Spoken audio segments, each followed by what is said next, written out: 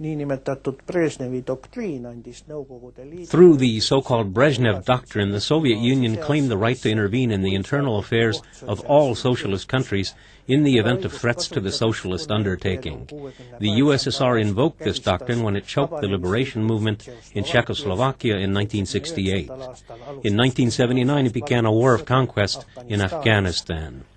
During this period, the Soviet Union was at the height of its powers militarily and in terms of its foreign policy, but had slipped into deepening economic decline.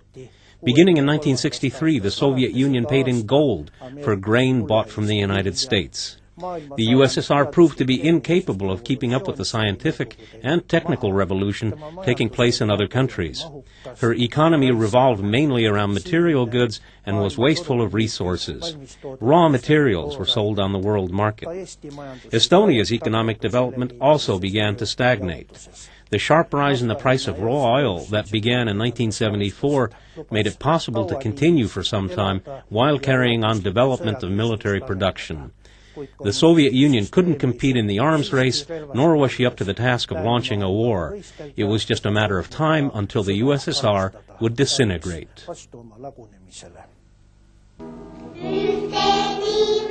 Father says that there is a precious name you must know. That is Lenin, embellished on a silken flag.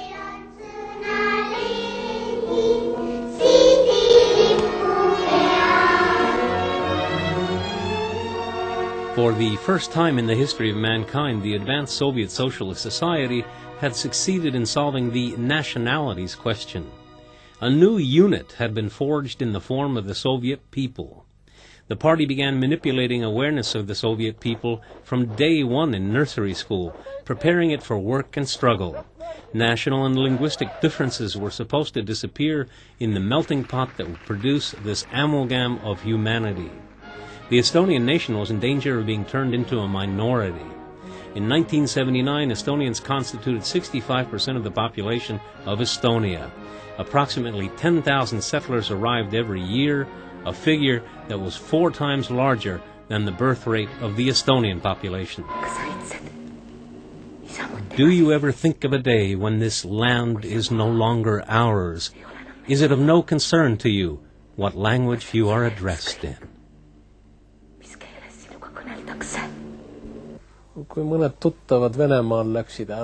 When some people I knew in Russia departed, formerly to Israel, but actually to America, a strong feeling that I would also like to depart overcame me. Maimu Berg has even written a book named Away. It is this feeling that a migratory bird must have when it hears the cries of other birds in the sky above. A feeling you'd like to join them, that is what I felt. It all began in connection with the suppression of the Prague Spring, because that evoked empathy in me and many others. The sense of despair was such that thoughts of self-immolation occurred to us. We just didn't want to go on living. That was when the sense of constriction really began. October 3, 1973, the all-union Estonian electrical power station Komsomol Shock Brigade construction project has come online at full capacity. Representatives of 28 nationalities took part of the work, along with 300 enterprises of our fraternal republics. In his festive speech, the first secretary of the Communist Party of Estonia, Johannes Kävin, said that this is a symbol of the friendship and fraternal assistance of the peoples of the Soviet Union.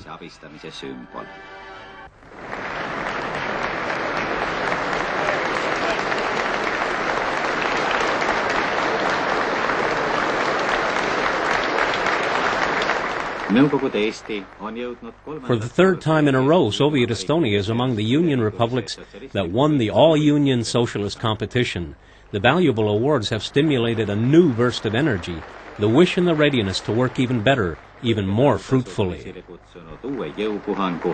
Soovi ja valmisoleku töötada veel paremini, veel viljakamalt.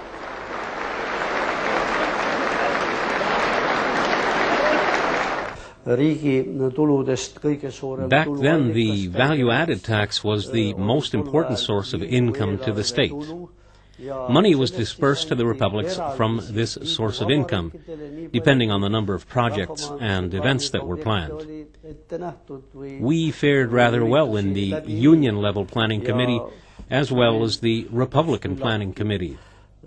We managed to receive as much as 60 and even 70% and more of the amount of value-added tax that had been collected in the Estonian Republic, sums that Moscow then paid back into our budget. Those who are familiar with history and finance and economics know that the Central Asian republics, Tajikistan, Kyrgyzia, Uzbekistan, got their value-added tax contributions returned entirely, and they still experience budgetary shortfalls. They then receive subsidies from the union budget. We were never subsidized. I don't regard the payments we received on the basis of our own value-added tax as subsidies. This was something we needed, not unworthy, not a subsidy. It was a normal part of planning activities, a way of contributing to development.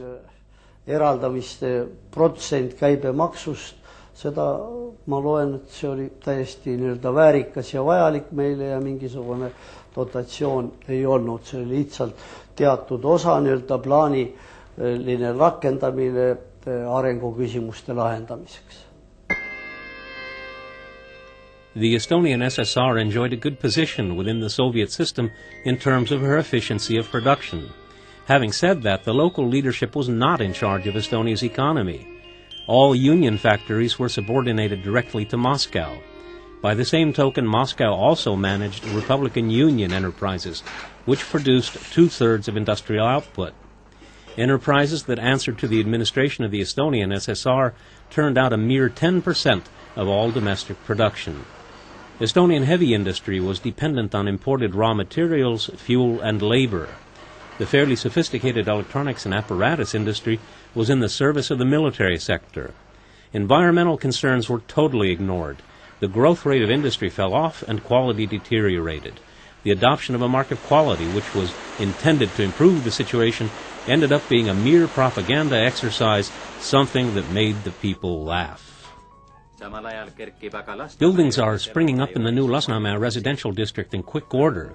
1,400 families have become the happy users of new flats. Still, how happy are they? Udo Malmet, you're an engineer. What do you say about the work of the construction crew? The builders are fast. However, they make errors. There are problems with the roof and the walls, and the quality of the finishing touches leaves a lot to be desired. There are problems with water leaking in. That is the most significant complaint. It is really tough to do anything about it because of fitting issues. The parties responsible try to more or less shift the blame, saying, perhaps, and we'll try to do better, but they're not making any promises. Isegi selle eest vastutavad isikud, nende vastus on ka umbes niimoodi eitav, et võib-olla ja püüame edasi ja paremaks saada, aga midagi suurt. Isegi nemad mulle ei luba. Estonia's agricultural progress came to a halt by the 70s. Enormous and expensive but poorly thought-out amelioration projects failed. Areas that had been cultivated earlier went to seed. Heavy tractors destroyed the quality of the agricultural soil. The principles as such weren't all that bad. The biggest mistake they made was to set up those large units, which I have to take some of the responsibility for, since we didn't succeed in resisting the joining of the plots of land. The Minister of Agriculture at that time, Harald Männik, who for a while was the head of the Viljandi model kolkhoz, was also one of the organizers who had an enormous desire to create large agricultural units, but he didn't succeed either. The basic problem with the agricultural units was that they were so large that they became unmanageable. Even Viljandi, which had been a well-known region up until that time, began to go downhill at that point.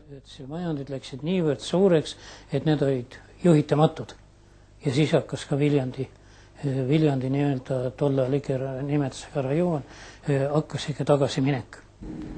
Seakasvatuskombinaat The construction of the swine-raising facility at the Gagarin Model Sovkhoz and Vocational School is now complete. The extensive use of mineral fertilizers became less and less effective. Animal dung was simply discarded.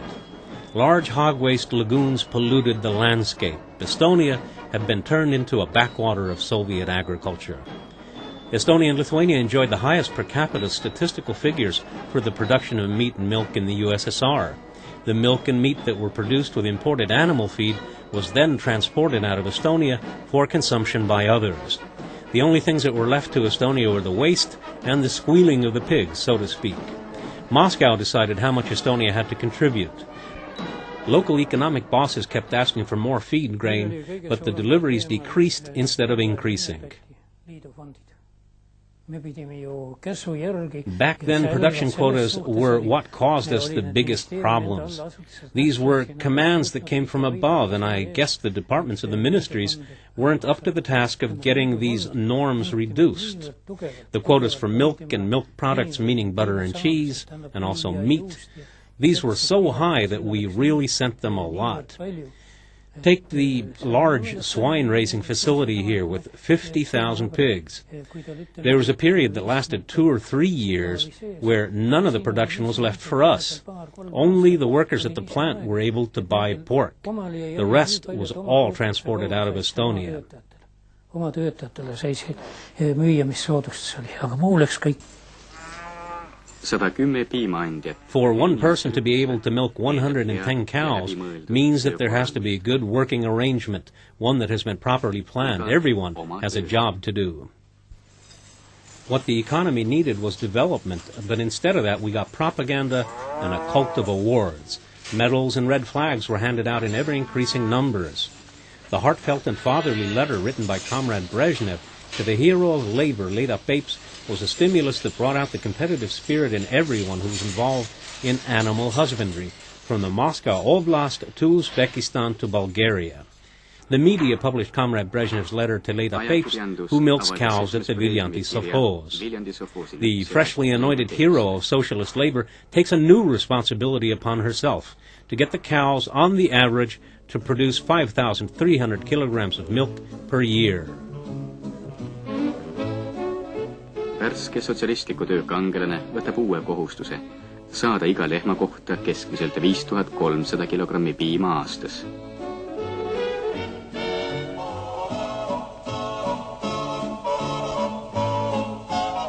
There weren't enough goods available to provide for people living in the countryside. By the mid-70s, foodstuffs began to fall into short supply in Estonia, which was in keeping with the general tendency toward shortages in the Soviet economy. This trend kept getting worse. The demands that the consumers place upon the service sector continue to rise on an ongoing basis. The ability to remain aware of these expectations in an objective and prompt manner works to the benefit of a propagandist, particularly if he or she is also the head of an enterprise.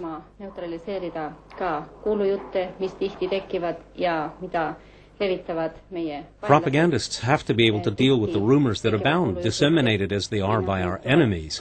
There may be rumors about prices going up or about the short supply of one product or another. In such cases, the customers usually purchase more than they need. When that happens, a prompt and knowledgeable response on the part of our distribution network and our workers is really vital. Thanks to our awareness, we have been able to parry all of these attacks. There has always been an adequate supply of goods. It is the consumer who suffers by piling up stocks at home. Tallinna kaubahalli direktor Vaike Pillov.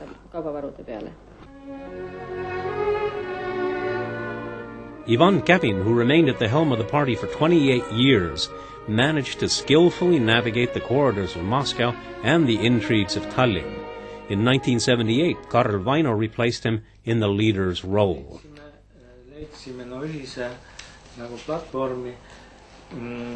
Now we found a joint platform, one that enabled us in Estonia to begin undermining the foundations of the Soviet Union. In 1972, we succeeded in publishing the program of the Estonian Democratic Movement. That was our second move. The first move was the memorandum addressed to the UN. That was the one single best-known step taken by the Democrats. The memorandum was intended as a cry of despair, something intended to draw attention to the unfortunate status of Estonia. A former member of the League of Nations had fallen prey to an aggressor. It was a debt of honor incumbent upon the UN, as the successor to the League of Nations, to help undo this injustice. Mis pidi näitama maailmale Eesti seda õnnetut staatust, endise Rahvaste Liidu liige on jäänud agressori mõju alla ja et nagu ÜRO-l kui selle Rahvaste Liidu järglasel on nagu püha kohus siis aidata nüüd siis see ebaõiglus likvideerida. Expressing the will of the people of Soviet Estonia and carrying out the task the people have assigned, the Supreme Soviet of the Estonian SSR prepares to adopt the new constitution of the Estonian Soviet Socialist Republic. We all witnessed how much work went into the discussion of the bill. It was a discussion of important issues that really matter. During the course of the work, some people's deputies made proposals on how to improve the draft. The lead committee recommends that these be incorporated into the wording of the bill. This provides us with the opportunity to improve the draft constitution for the Republic. See annab võimaluse parandada vabariigi konstitutsiooni projekti. Redaktsioonikomisjon istungist tegi kokkuvõtte. Secretary of the Central Committee of the ECP and the People's Deputy Vaino Väljas summarized the work of the session of the lead committee. After that, with Chairman Johannes Lott holding the gavel, the Supreme Soviet proceeded to adopt the new constitution of the Estonian SSR. Who of the People's Deputies is for the adoption of the constitution of the Estonian SSR? Please vote. Thank you. Who is opposed? No one. Any abstentions? None. Comrade deputies, the Supreme Soviet of the Estonian SSR has unanimously adopted the Constitution of the Estonian Soviet Socialist Republic. The new Constitution of the Estonian SSR was a replica of the new Constitution of the USSR. It was the sovereignty of the USSR that was preeminent throughout the territory of the Soviet Union. Union laws were paramount. Nowhere was there a reference to the language of state. The 1980 Olympic Games took place in Moscow. Since the USSR was conducting an imperialistic war in Afghanistan, the democratic nations conducted a boycott and arranged an alternative set of games in Atlanta. The leaders of the Estonian SSR, concerned about the image of their puppet state, managed to have Tallinn picked as the site for the sailing regatta of the Olympics. Along with the regatta came additional state funding for the construction of Olympic facilities. The Pirita Sailing Center, the Olympia Hotel, the television tower, and the new airport were all built at the same time, as well as the V.I. Lenin Arena. The arena was recently picked as one of the 5 ugliest structures of Tallinn. The sailing regatta didn't attract much international attention, nor did it turn out to be a bridge to the world or a window on the world. Opportunities to associate with relatives from abroad turned out to be a better window on the world, along with tourists from other countries, and a similar function was served above all by Finnish television. The party fought heatedly against the enormously damaging influence of the latter, although a direct ban on watching Finnish TV was never imposed. The organs of state security, the KGB, began to seem much less horrifying to outwardly loyal men and women in the street than they had been 30 or 40 years before. The majority of their attention was now turned to active opponents of the regime, the dissidents.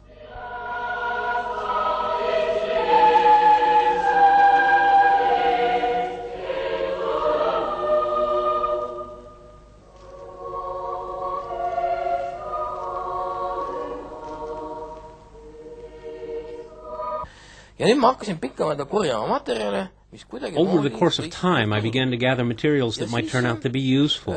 The idea was to research what was actually going on in society. The data in the official sociological studies were not trustworthy. Still, there was some material available, although the compilers had to be careful. But still, they were workers on the ministerial level. So I gathered these materials bit by bit. One fine day, a man named Juhan Talve appeared. We first met in 1975, and he visited again later. We talked. I decided that I would provide him with materials that pertained to Soviet Estonia, the things that were taking place here. It was clear that he was doing work for Radio Free Europe, and that was what I needed.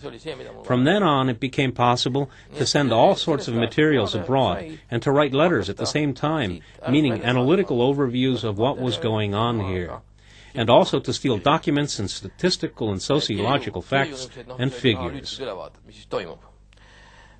Ja varastame ka dokumente ja ka mingit statistikat ja ka sotsioloogilisi andmeid. It took a long time, but finally a change came about when Karl Vaino came to power. Well, he was a truly objectionable character. Towards the end, people had almost begun to accept Gavin, but that was unacceptable to the folks in Moscow. A personnel change was made. Ristlan and his kind, that was also unpleasant. That was followed by unrest among the young people in Tallinn and its suppression and all of those events. That was what brought about the so-called Letter of 40. Ja see oli Ristlan ja terve see asi, see oli kuidagi niivõrd ebameeldiv.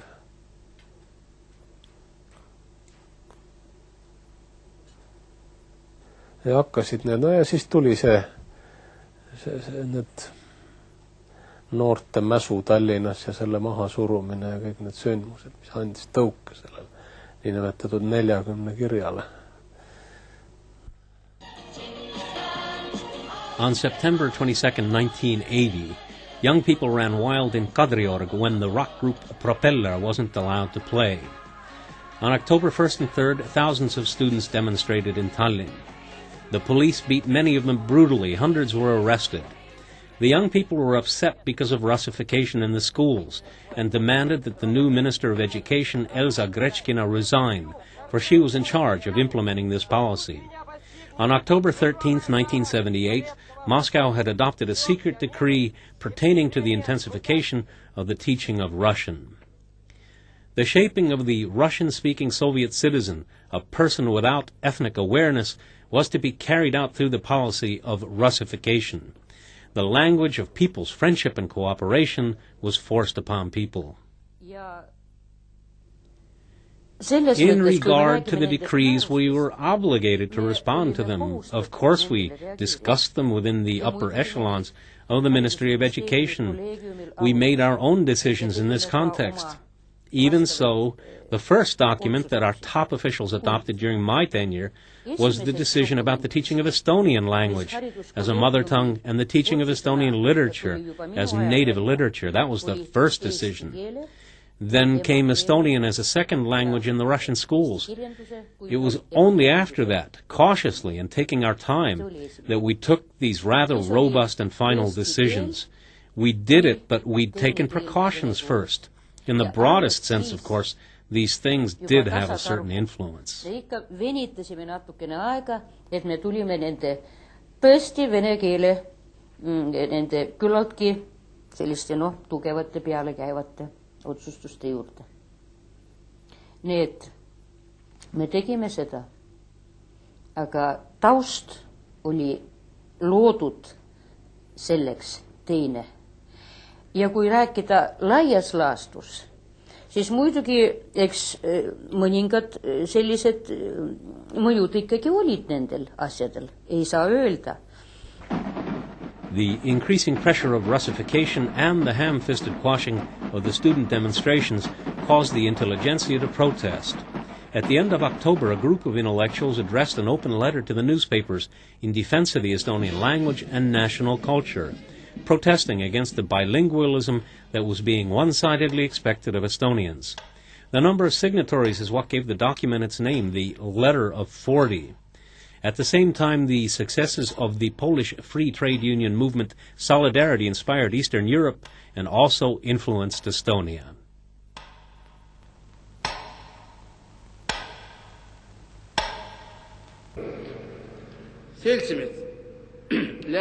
Comrades, a foodstuffs program is being worked out at the initiative of Leonid Ilyich Brezhnev, which is designed to ensure the development of the entire agro-industrial sector and to definitely result in a sufficient supply of food. Siin on tõsised kohustused liha ja piimatööstuse töötajatel. Ehitajate tänane töösaavutus. A steady stream of words about a highly structured, developed and mature socialist society and a state working on behalf of the people, as well as promises, were designed to conceal the decline that was taking place. The Party Congress in 1986 promised to double the economic potential of the state during the 5 years to come, and to provide every family with an apartment or house. Allow me, on behalf of the Central Committee of the Estonian Communist Party and the government of the Republic, to congratulate you again and to express the conviction that you will always contribute all of your strength and energy to the attainment of the new objectives of the party. I wish you all success in approving the decisions of the 26th Party Congress.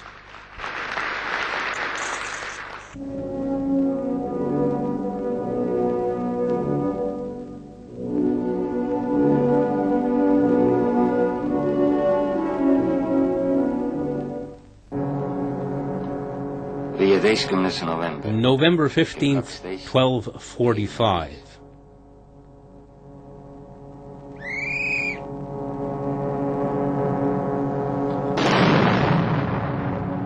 The geriatric leadership in Moscow went through 4 successions of national leaders during the span of 2 years and 4 months. Brezhnev, Andropov, and Chernenko were followed by Mikhail Gorbachev, who was a mere 54 years old.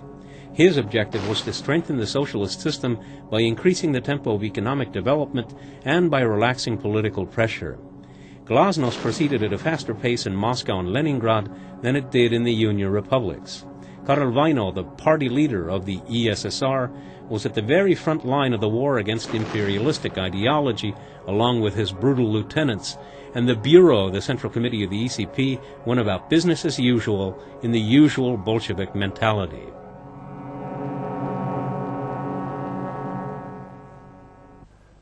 Aga mina sain absoluutse esinemiskeelu. I was totally blacklisted for a year, no radio or TV appearances. I was also not allowed to set foot on the stages of any of our theaters. This ban was sent to all of the departments of culture of all of the regions, and even to the houses of culture, which effectively kept me from performing with bands. I wasn't allowed to perform comedy acts, a total ban on appearing anywhere. And then the so-called elections rolled around again. An agitator came to visit. Hello, elections are going to be held. So what? Well, do you intend to come and cast your vote? No, we never vote, out of principle. This all took place in Russian. You must be kidding. I was under the impression that it's a voluntary act. What do you mean, voluntary? Yes, voluntary. Goodbye. And then it turned out that this guy had previously been a Central Committee instructor. Tulete ikka? Ei, et me ei käi valimistel.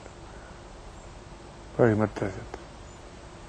Aga vene keeles muidugi toimus, et kuidas see käi? See on minu teada see vabatahtlik. No kuulge, mis te räägite, mis vabatahtlik? See on vabatahtlik head aega. Ja jälle tuli välja, et oli mingi keskkomitee instruktor olnud. Before the 45th anniversary of the restoration of Soviet power in Estonia, a day of the Estonian SSR was held at the Foreign Ministry of the Soviet Union. A press conference was given by Indrek Toome, first deputy chairman of the Council of Ministers of the Estonian SSR. Indrek Toome and other leading representatives of our republic answered many questions. The chairman of the Presidium of our Supreme Soviet, Arnold Rüütel, showed foreign journalists visiting Estonia all that has been accomplished. He spoke of problems and plans for the future.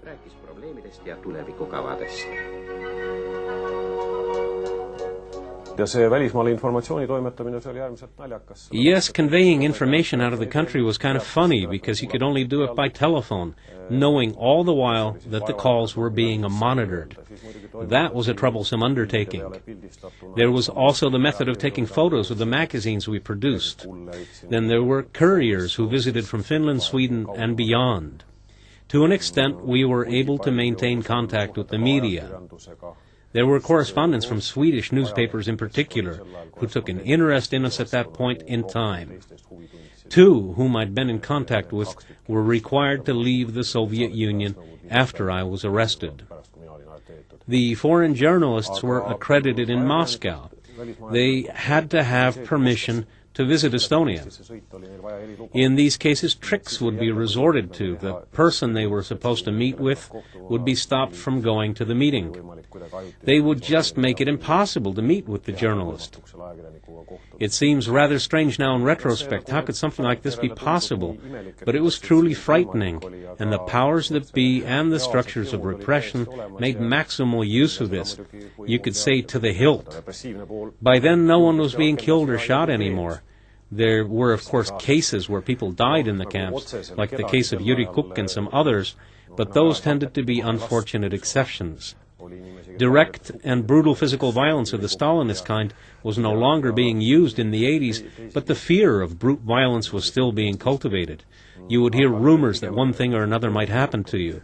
Now that time has passed, it seems safe to say that it couldn't really have happened, but... Aga samas kultiveeriti sellesama toore vägivalla hirmu ja nad ikka siit-sealt jõudsid sinuni kuuldused, et sulle võib juhtuda see või teine või kolmas. Ja nüüd tagantjärgi on hea tark olla, et ei saanud ju juhtuda, aga nojah. Ja minu jaoks oli selles suhtes... For me, a true breakthrough occurred in 1983 on January 13th, when Otto von Habsburg and his colleagues passed a resolution in the Euro Parliament in support of the restoration of Estonian, Latvian, and Lithuanian independence, a decision that was taken in response to a letter signed by 45 Estonian, Latvian, and Lithuanian citizens. After that, the Estonian KGB swung into action. Mart Niklus had already been arrested earlier. A special detachment was dispatched to Tartu. First, Lagle Parek was arrested, then Arvo Pesti, and during the fall, in September of 1983, I was taken into custody. I was charged with anti-Soviet agitation and propaganda under the basis of the second clause of that paragraph, which specified imprisonment for 10 plus 5, and that was the sentence that was passed.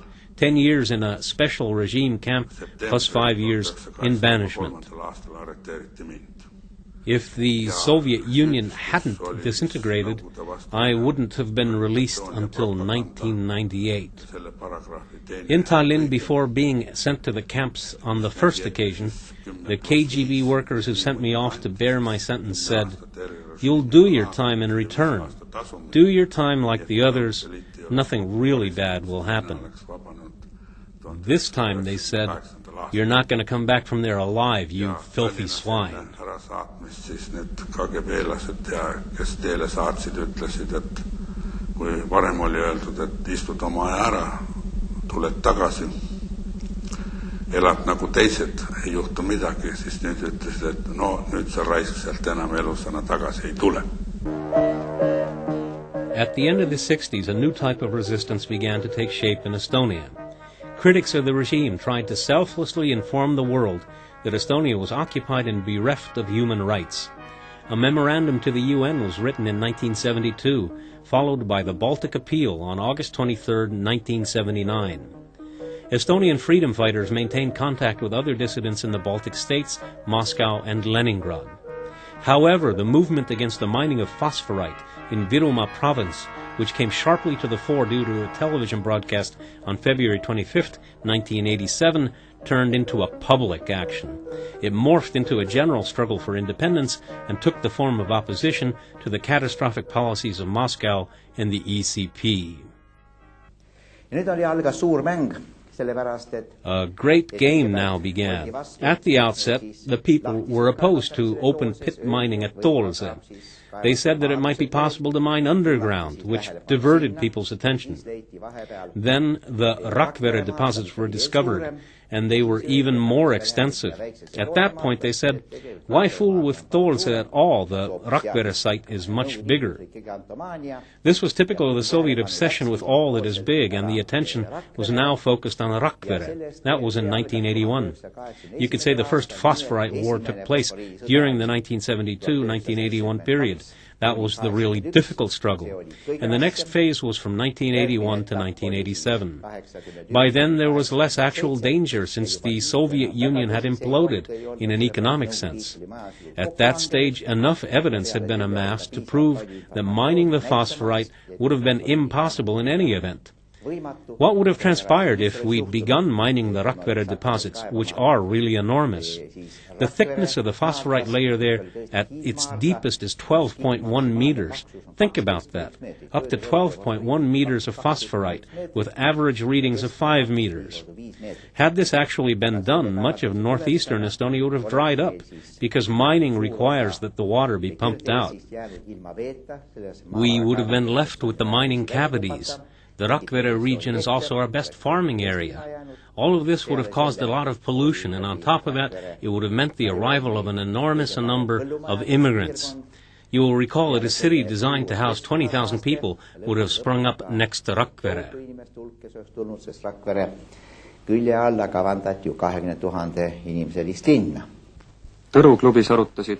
People from a number of walks of life discussed the mining of phosphorite at the Tõru Club. Pressure has to be constant so that the people at levels where decisions are made understand that we are fighting for our lives. We aren't joking. We're not selfish, and it's not that we're not willing to share. We are in mortal fear. We have to make that abundantly clear, so clear that everyone understands. The Soviet system simply expended itself during the Cold War because of the toll that the Star Wars race took. Oil prices fell during the 80s, and that also drained her strength and lessened her aggressiveness. Treaties were signed with other countries within the framework of détente. The party, sensing the weakness of the state, began experimenting with the forms of socialism in 1985. Perestroika, which means restructuring and renewal, and glasnost, which means openness, these didn't bring economic results, but they did cause liberalization and an end to the political pressure of the regime. This meant that the old, deep-seated fear of Soviet power began to quickly dissipate. This led to massive and broad uprisings against the system and spelled the rapid approach of the end. See tõi kaasa massilised üldrahvalikud vastuhakkamised süsteemile ja see tähendas lõpu kiiret algust.